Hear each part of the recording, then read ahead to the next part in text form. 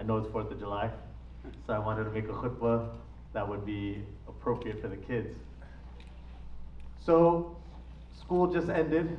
It's the beginning of the summer. And I thought about this quote from Ali radiallahu anh, which is attributed to him, and maybe most of you have heard it.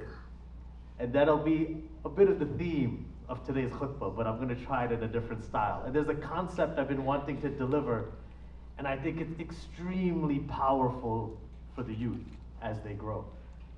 Ali radiallahu anh is a famous quote from him where he says, about parenting, play with them for the first 7 years, teach them for the next 7 years, and for the parents, listen to this, befriend them the next 7 years. All right? Play, then teach, then befriend. And I'm going to go back into what it means to be a friend later in the khutbah, okay? So, I personally believe you have this summer, you have this time off, and this is not just for the youth, but for the adults as well, that we have seasons. And seasons when we're focused on one thing, and then there are seasons where we have a little bit of space.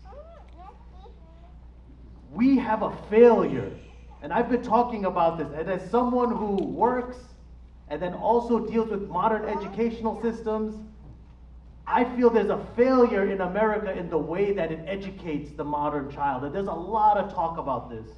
If you look at some of the great work by Jonathan Haidt, who is a professor out of NYU and wrote the book Coddling of the American Mind, there is serious crisis that we see happening to the children, especially in America, which includes our children, because there's something raw or not right at the root of how our kids learn.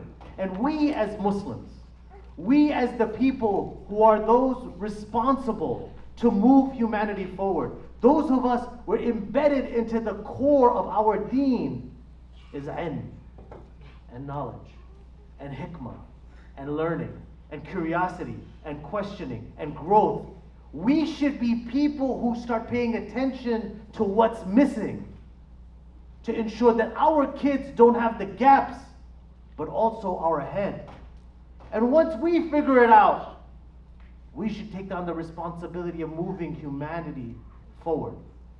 So I looked into this a little bit over the years. I have 2 girls. I've always been worried about this. I think about this all the time, and I'll give examples.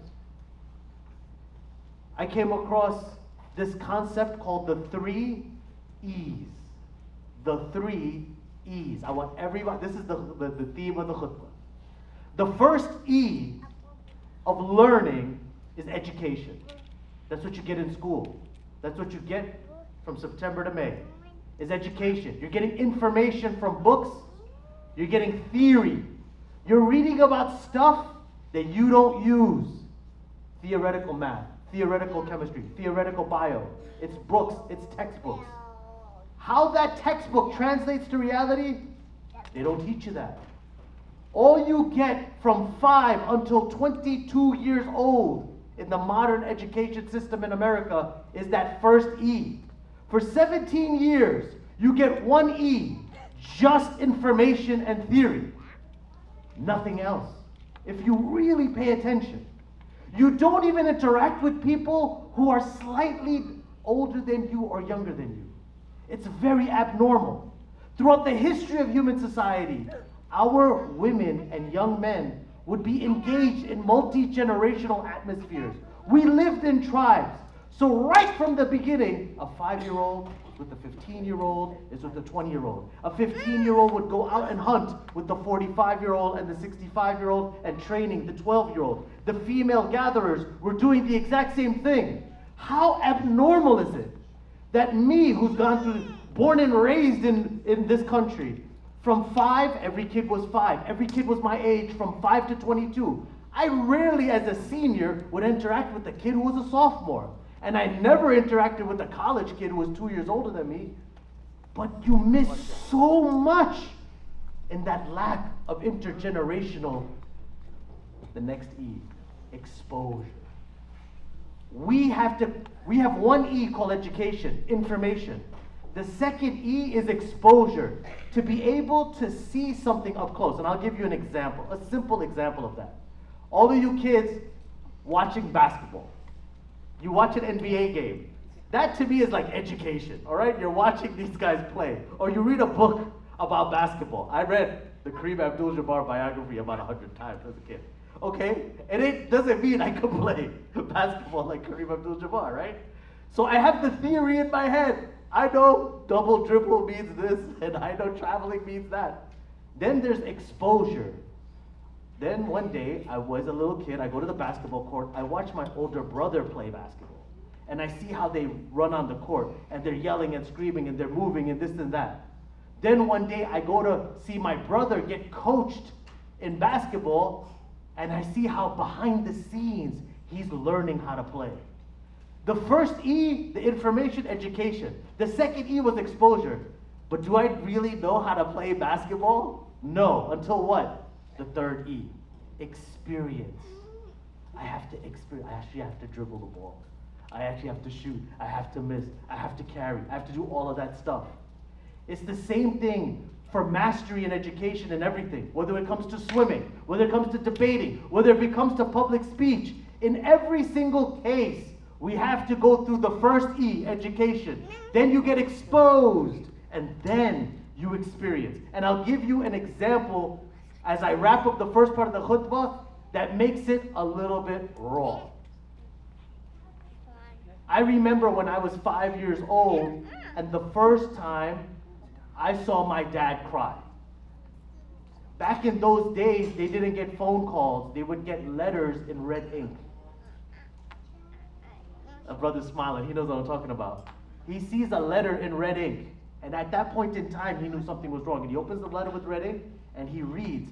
And I remember my dad's lying in the bed, and it's the first time he's just crying. And I'm like, what happened? I'm 5. Like, what happened, Dad? And he's like, oh, my mom just died. I got the letter. Okay? And then I was witnessing as a child how my dad held himself together. His composure. I had exposure to his composure, to his compassion, the way he held himself, the way he continued, and he got up and he made salah, and he got up and he did his thing and he held himself.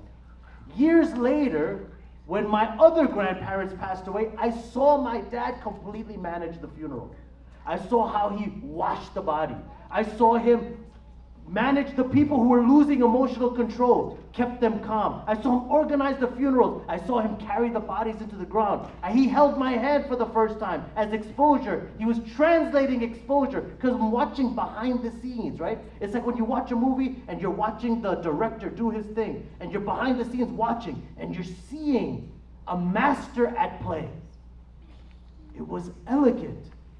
It was powerful, and it was spiritually solidifying as a child to watch. Exposure. I didn't do it. I watched it up close. That is the path to true growth, to true learning. And then recently, when the time came for me to experiencing that on my own dad, I was ready to bury him and to climb into the grave and carry the body down, to wash it, to manage it, and to hold the whole family together. There are 3 E's to growth, 3 E's to learning, and the 3 E's to mastery. We cannot accept for the Muslim Ummah, for our kids, to be abandoned by the last 2 E's because the modern American educational system only gives you the first. The intangibles, the things you don't see. The emotional management, the things you don't see. The things at the core that move people, the real stuff that makes you successful. The social IQ, the emotional IQ, the way to manage and hold people and yourself and persevere comes through exposure. It comes through experience. And inshallah, in the second part of my khutbah, I'll discuss this in more detail. أقول قولي هذا أستغفر الله لي ولكم.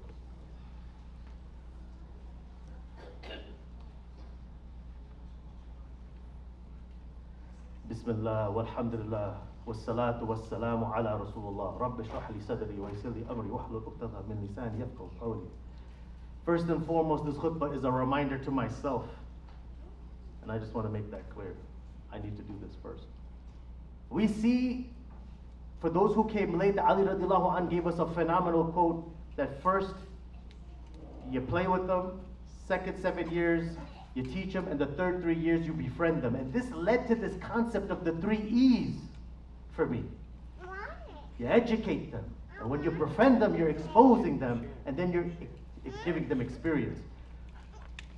We see that the Quran shows this with the story of Yusuf alayhi salam. Yusuf alayhi salam, if you paid attention to the story of Yusuf, he becomes a master. He becomes the wazir. He becomes the aziz. But the story of Yusuf is a surah that comes in one shot from beginning to the end, and it tells one story. It's rare.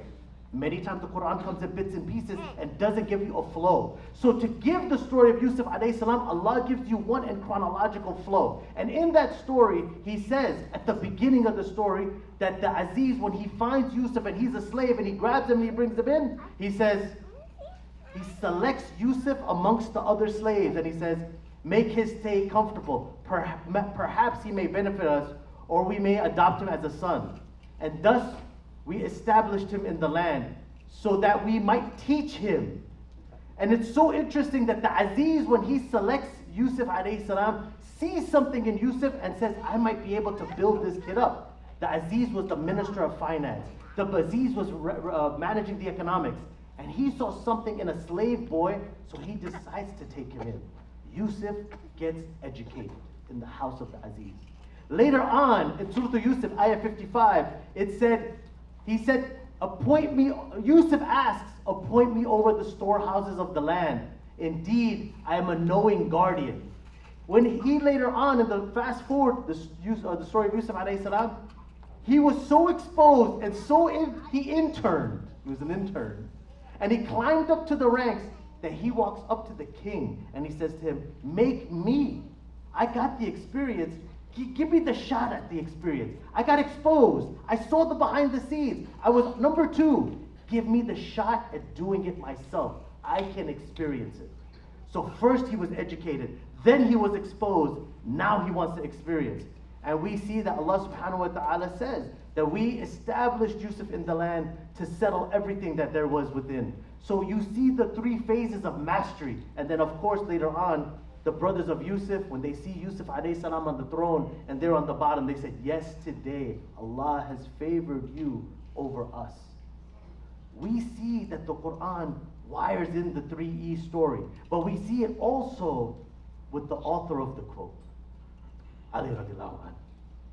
When you hear by the way, I recommend that all of us one day read Hayat al-Sahaba and the books of the Sahaba. And there's the stories of the Sahaba. But Ali radiallahu anh, if you guys know his story, he becomes Muslim while he's living in the house of Rasulullah. And there's some narration that he was 7 when he moved into the house of Rasulullah sallallahu alaihi wasallam and Khadija radiallahu anha.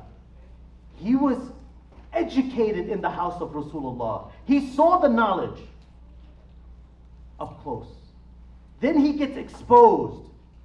When he was in Medina, we know that Rasulullah sallallahu alaihi wasallam starts exposing him to the shura, to the councils, to the meetings that are happening about what decisions need to be made. And then later on, he's given the experience and the leadership, and we know he was a great, phenomenal Khalifa. Some people don't know this, but there's a speech by Ali radiallahu anh when he is a Khalifa that is written and is documented and is in the halls of Congress as one of the most phenomenal political framework speech documents.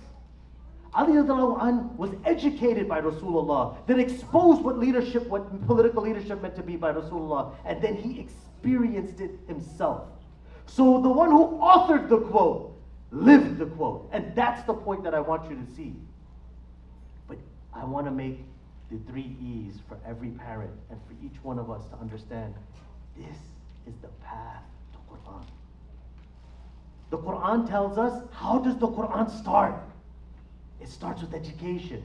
The first interaction between the Quran and Rasulullah is Iqra. Read. That's education. That's information. Iqra bismi rabbika alladhi khalaq. It says to read and to recite. Iqra wa rabbuka al-akram. It's telling you to learn. Start with education. Get the information. But then the Quran comes later and says, you need to understand, you need to be exposed to how the Quran translates to human life. And I'll use this line, I hope one day. It's a line, but most people don't get this line. The Quran is both a historical and divine text. The Quran is both a historical and divine text. What do I mean by that? The Quran went through the Prophet. The Quran went through the Prophet. Which means that you cannot comprehend the Quran fully unless you see how the Prophet ﷺ lives that Quran. We get exposed to the implementation of Quran by studying the seerah of Rasulullah ﷺ. If you just read the Quran, but you didn't read the seerah, if you just read the Quran and you don't know about the life of the Prophet, if you just read the Quran and you didn't see the exposure, you lost the second E of learning. But then Allah subhanahu wa ta'ala doesn't stop there. In Surah Al-Ankabut, He says, and those who strive for us, jahidu for us, we shall surely guide them in the ways. You must struggle yourself. You must physically apply yourself. You must translate the Quran into your life yourself. And I'll give you two examples of real life for that. Ibrahim Rasool, who was the South African ambassador, he comes here. He once gave a speech at Make Space, and he once gave a speech to us somewhere else.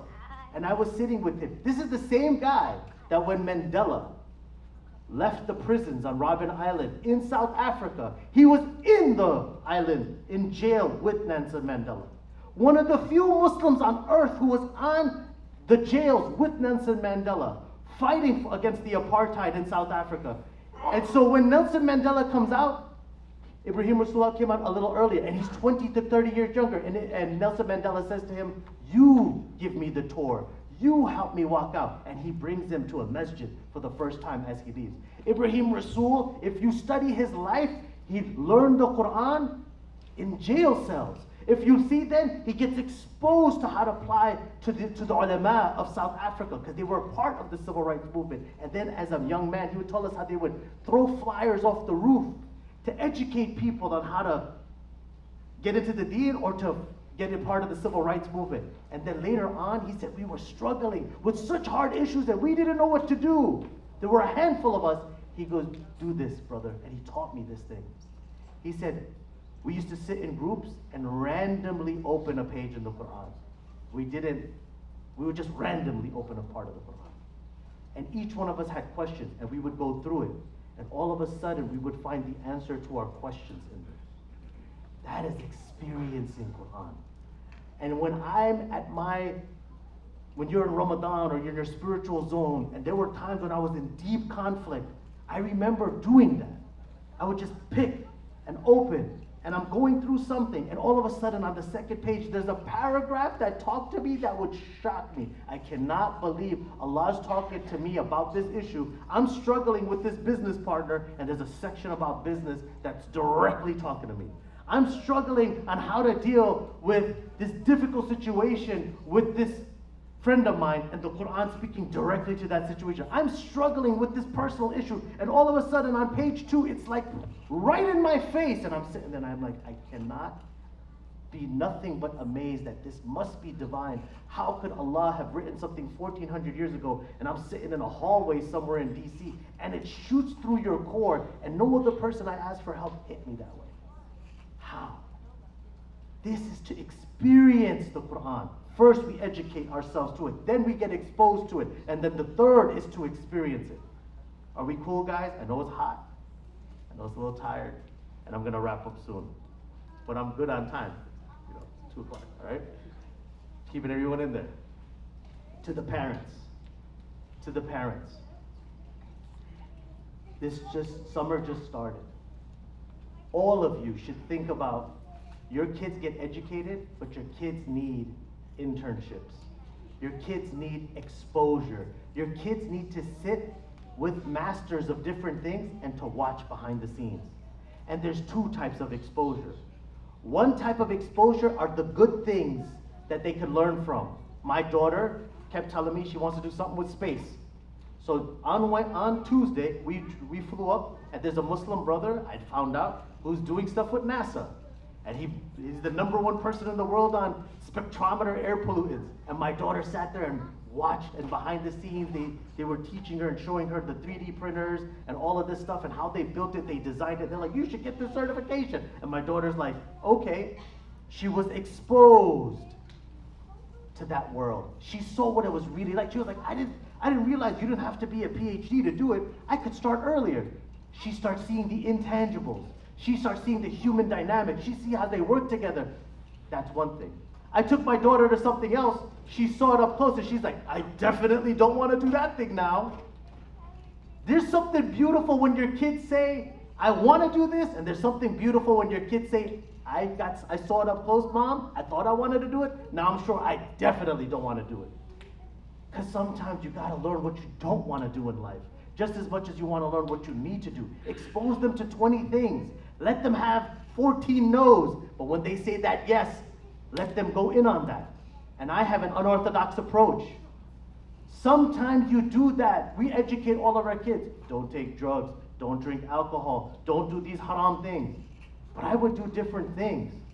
I remember the first time someone in our family became an actual drug addict to the point that they put him in a mental institution and he got into a rage that they couldn't control. My daughters, I told them, I didn't hide it. I came home and I managed it. I said, listen, drugs are real. I know you know it's haram. I know you're not worried about it. But on top of that, I need you to see and understand. Look at the pain it's causing the parents. Look at the suffering it's causing the grandparents. Look at the way the kid has lost all his weight. Look at how the kid can't put a sentence together. You know him. You grew up with him. Look at the real exposure of this nonsense. We're Muslim. We're better than that.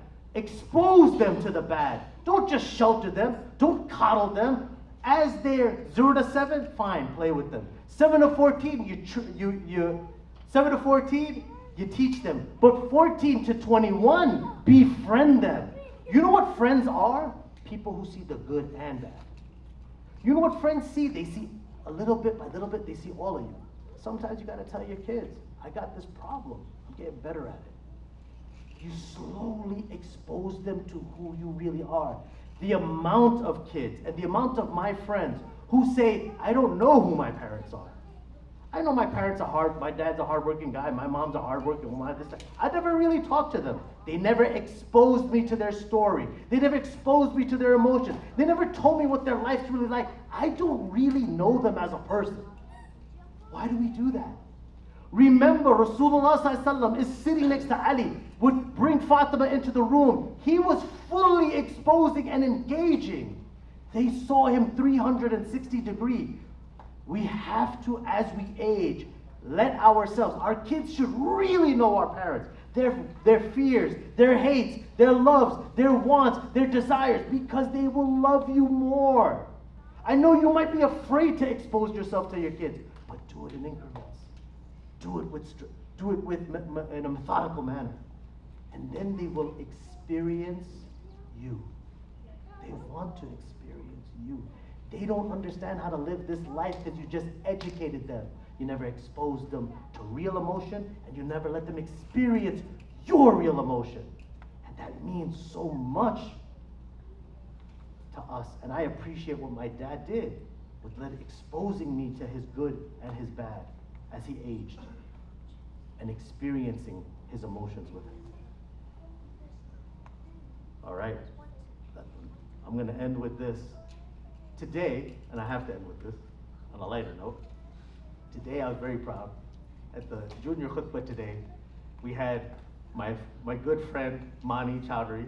His son gave the khutbah. His son is like 15 years old. And before that, the spiritual reflection was my daughter, Jannah Chowdhury, and it's the first time ever she's given an Islamic speech of any way, shape, or form.